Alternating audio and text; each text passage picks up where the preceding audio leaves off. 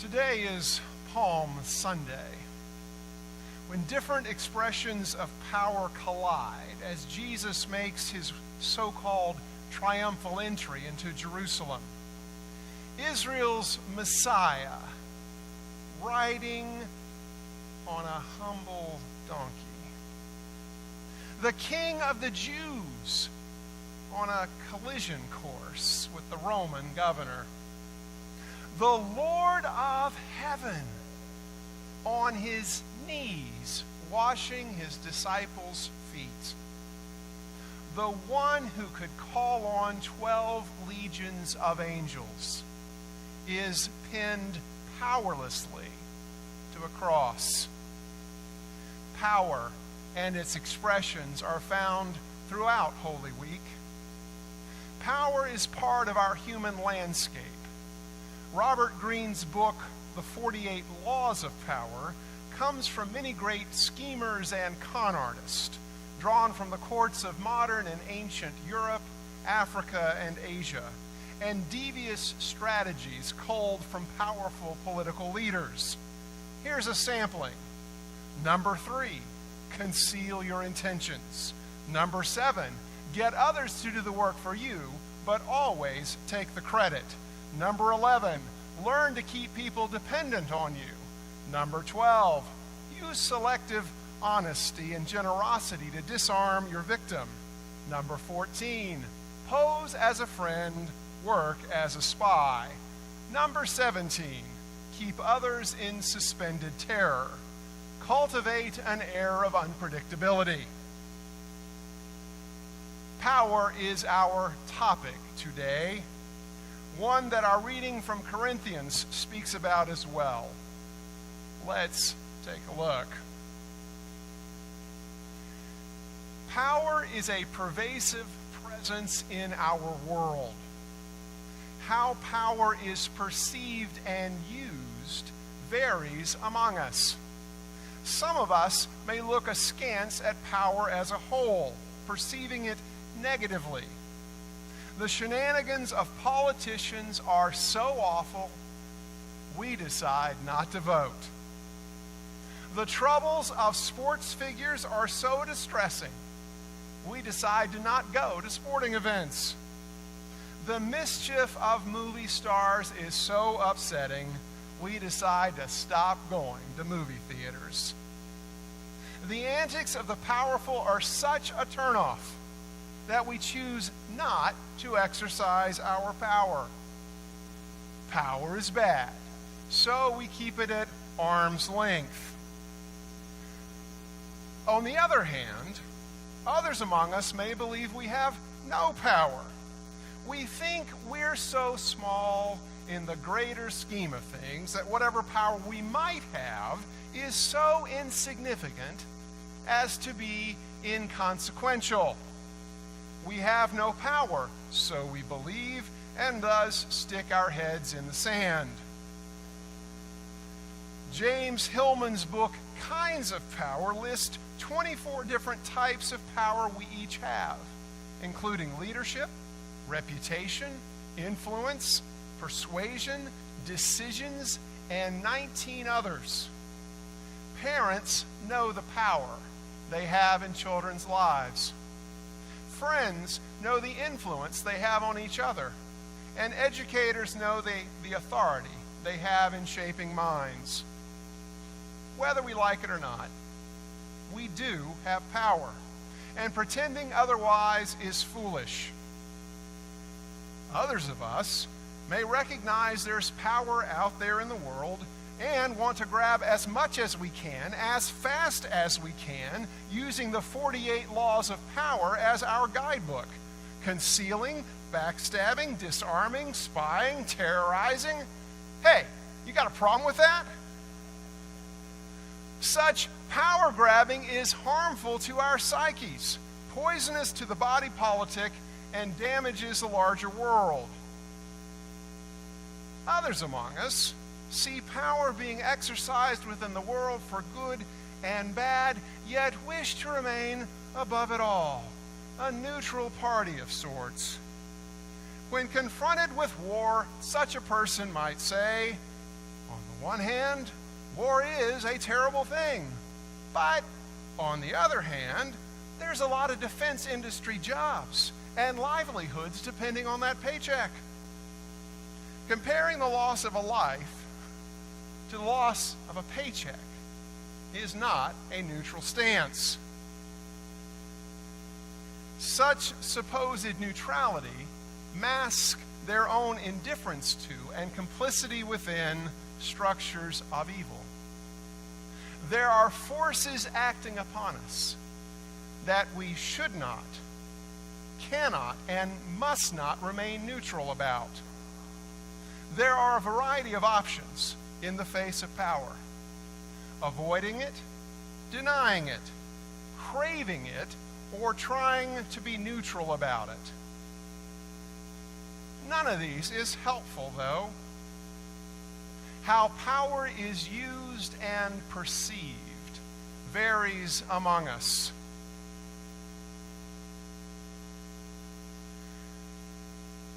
Maybe there's another way. Perhaps we can acknowledge there are powers around us, that we ourselves do have power, and that we can choose to exercise our power judiciously. Jesus does that throughout his ministry, culminating in Holy Week. Paul, a self-professed imitator of Christ, gives a model for exercising power judiciously. First, a little background on the Corinthian Church. Corinth was one of the most important cities in Greece, the center of the Roman province of Achaia. Because of its centrality, it was an operating base or headquarters for Paul's missionary work in the surrounding areas. He had founded it around the year 50 or so. Paul preached the gospel, taught the faith, and trained the leaders of this congregation. He was the founding pastor of the first Christian church in Corinth, and its members were his spiritual children. As with the other churches he had established, there was a special bond between Paul and his Corinthian converts. But something, or someone, was disturbing that relationship between the founder and the faithful.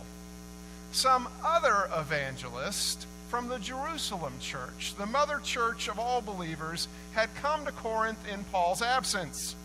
As a tireless church planner, Paul had stayed long enough in Corinth to establish a church, and then had set off for the next city. He'd stay in church with Corinth and the other churches he established through letters, addressing the concerns of his spiritual children when he couldn't be there in person. It was a strategy that had served him well for some time, until some decided to frame this strategy as a perceived weakness. His letters are weighty and strong. He's bold to you when he is away. He frightens with his letters. His opponents were saying Paul is a strong writer from a safe distance. He's a bold author from the other side of the Mediterranean. These apostles had known Jesus in the flesh. Had Paul? These evangelists had studied under Jesus during his ministry. Had Paul? These disciples had been there in Jerusalem during Pentecost. Was Paul? These followers of Christ had been there when Stephen was dragged from the temple and killed. Was Paul? Oh, right. He was there holding the coats of those throwing stones. With such talk and insinuations, dissension was sown within the Corinthian church. These super apostles came with dynamic spiritual gifts, demonstrating their power and authority with eloquent words and deeds. The Corinthian church was troubled, and word got back to Paul about it. We can imagine his reaction to usurpers and interlopers coming in and stirring up trouble in the church he had established. We get intimations of the depths of his feelings in the words he chooses from today's passage. Oppose, weapons of our warfare, destroy, captive, punish every disobedience. The military imagery is front and center in Paul's response, powerful language to combat these opponents. Paul often uses military language to speak of his apostolic career. Paul's church had been attacked by outsiders who had posed as friends, but worked as spies, concealing their intentions until the damage had been done. The stage is set for a battle royal as super apostles and Paul the so-so apostle get ready to go head to head with the fate of the Corinthian church hanging in the balance. We're primed, pumped, and ready for a smackdown. It's Sunday, Sunday, Sunday. The super apostles have questioned Paul's credentials, cast doubt on his authority, and insulted his ministerial methods of communication. Paul, in response, has taken up his pen and put on combative words in preparation for what looks to be a showdown. Paul understands how deadly serious this will be, that the outcome could determine not only the fate of this church, but all the other churches he'd established in Greece. He also recognizes that the battle must not only be won against his opponents, but won in the hearts and minds of the Corinthian church, his spiritual children who are wavering and wondering about what to do. The super apostles have fired the first shot across the bow of Paul. Now it's his turn to return fire. Paul, following behind the one who rode a donkey into Jerusalem, models how power can be exercised through gentleness. What does he say? We do not wage war according to human standards. His opponents have insulted him and questioned his apostolic authority, but Paul's not going to stoop to their level. He's going to exercise his authority with gentleness. They may have drawn first blood, but Paul's not going to return the same. Not according to human authority. Paul isn't letting his opponents define the arena in which they will duel. Paul's opponents, no doubt, knew of his reputation. Brash, outspoken, hot-headed, and maybe they were expecting him to return like for like. However, he's not going to engage in the tactics of his opponents, but outmaneuver them in the arena where he excels, in his letter writing. How many times have we had a heated argument with someone and felt like we lost? A half an hour later after they're gone, we're suddenly inspired. If I'd only said that, I could have won the argument, laid them flat out for the count. And we can't wait to get home to give them an earful, and then we remember we have a cell phone, and they're on speed dial. Paul's opponents were maybe counting on him flying off the handle and shooting off his mouth, and maybe if there had been cell phones then, it would have been a different story. However, because Paul was limited to letter writing, he had to carefully consider his words and their effect before putting them down for posterity.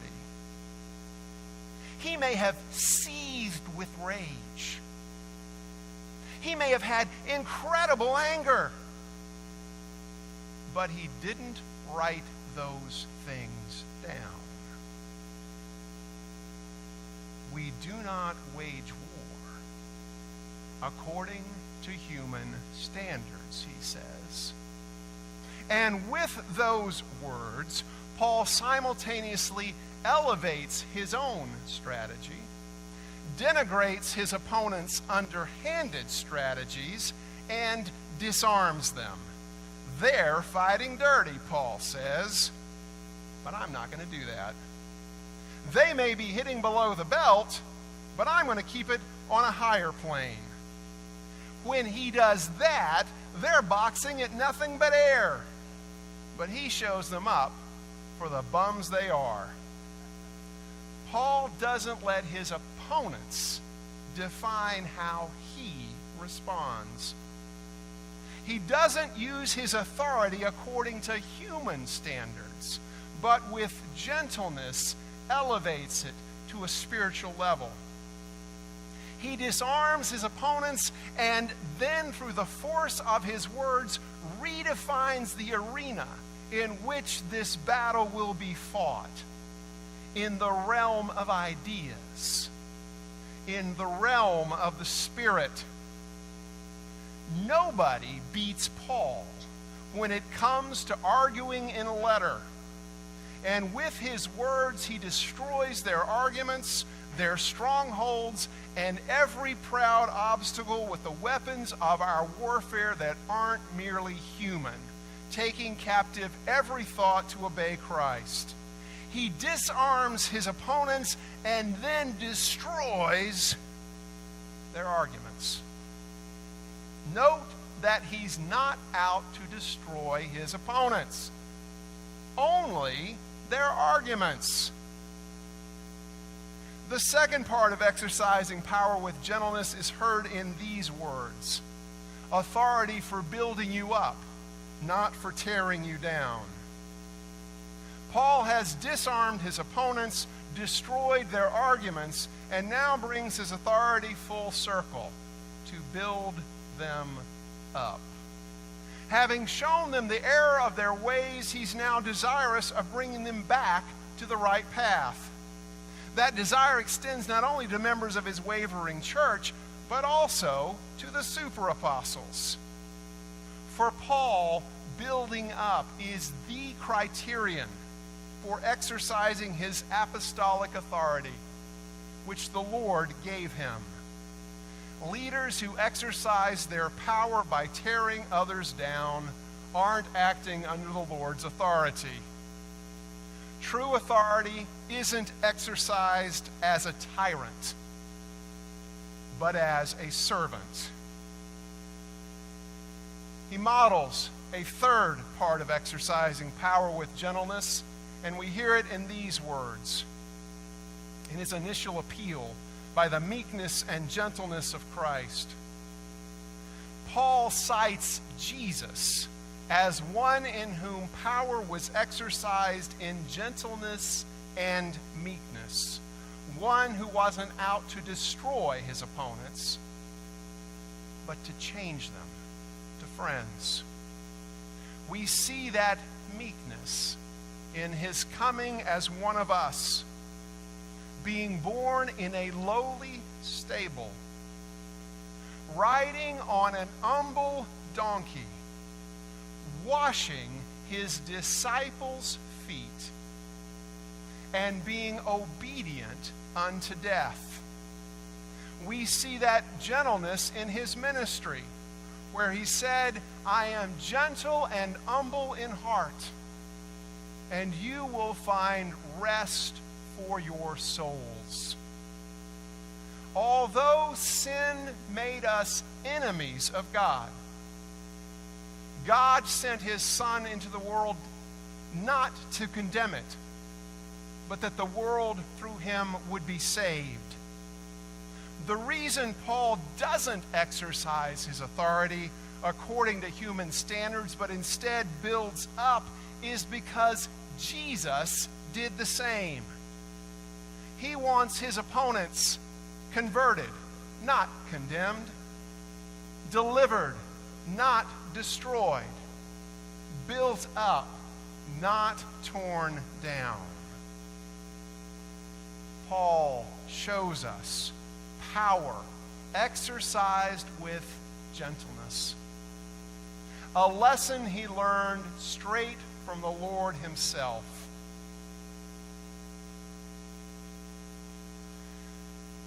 Power is an ever-present reality in our lives. We don't have to let those who oppose us dictate how we will respond. We can choose to respond not according to human standards. We can choose to exercise our power by building others up, not tearing them down. We can choose to act with the meekness and gentleness of Christ, in whom God's power was made perfect in human weakness. His gentle power continues changing us and all the world. Hosanna in the highest, and thanks be to God. Amen.